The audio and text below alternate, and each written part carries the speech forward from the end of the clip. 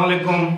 अबरार रशीद आपकी खिदमत में हाजिर है और आपसे रिक्वेस्ट कि अगर अभी तक आपने मेरे चैनल को सब्सक्राइब नहीं किया इसे सब्सक्राइब कर लें, जो बेल आइकन है उसको ज़रूर प्रेस करें। आपका बहुत बहुत शुक्रिया। अभी 2 रोज़ कबल ही एक आलमी रिपोर्ट जारी हुई जिसमें यूएई को दुनिया का दूसरा महफूज तरीन मुल्क करार दिया गया, लेकिन उसके 2 रोज़ बाद ही यानी बुध की रात गए और जुमेरात की अला सुबह दुबई का जो बहुत बड़ा एक तजारती पोर्ट है, बंदरगाह है जबल अली में, वहाँ पर एक बहरी जहाज़ में शदीद धमाका हुआ जिसके नतीजे में आग लग गई। और ये धमाका इतना शदीद था कि इर्द गिर्द के पूरे इलाके में तमाम जो बिल्डिंग्स हैं, इमारतें हैं, वो लरज़ गई। अब बताया ये गया है कि इस आग पर तो काबू पा लिया गया है, लेकिन इस आग के नतीजे में नुकसान बहुत ज़्यादा हुआ है। लेकिन ये दावा किया गया है कि किसी भी किस्म का जानी नुकसान नहीं हुआ, जो कि बहुत अच्छी बात है।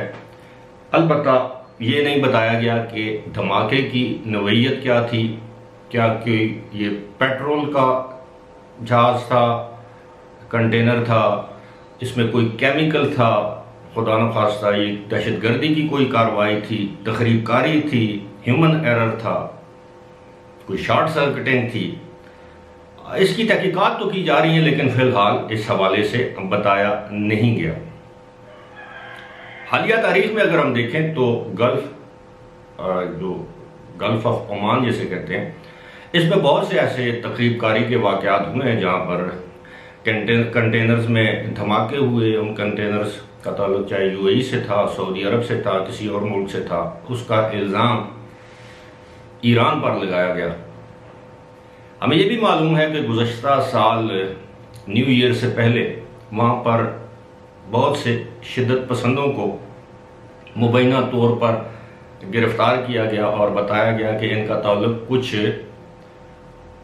दहशतगर्दी में मुलव्वस तंजीमों से है। ये भी बताया गया कि इनमें कुछ ईरानी हैं, कुछ पाकिस्तानी हैं, लेकिन इसकी तफसीलात सामने नहीं आई। अलबत्ता ये ज़रूर बताया गया था कि न्यू ईयर के मौके पर न्यू ईयर की तकरीबात को सबूताज करना चाहता था ये ग्रोह, और ये ज़्यादातर इसमें ईरानी थे और इसराइल के मुखालिफ लोग थे।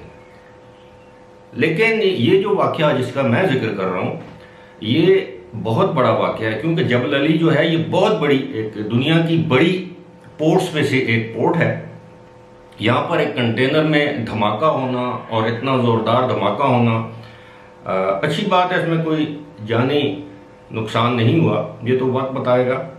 वहाँ की गवर्नमेंट तो उसको काफ़ी प्ले डाउन कर रही है, लेकिन जिस तरह की इस धमाके के बाद तबाही देखने को मिली, उससे ये जाहिर होता है कि इसमें जानी नुकसान भी हुआ होगा, लेकिन अभी तक धमाके की नौइयत हमें मालूम नहीं।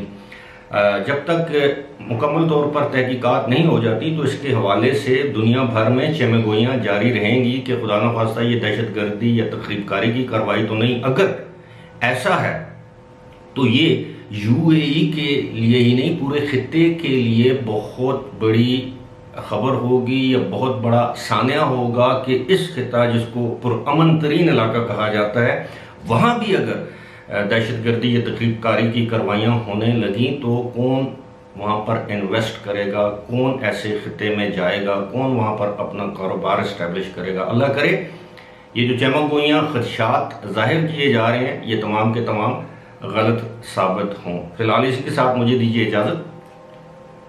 खुदा हाफिज़।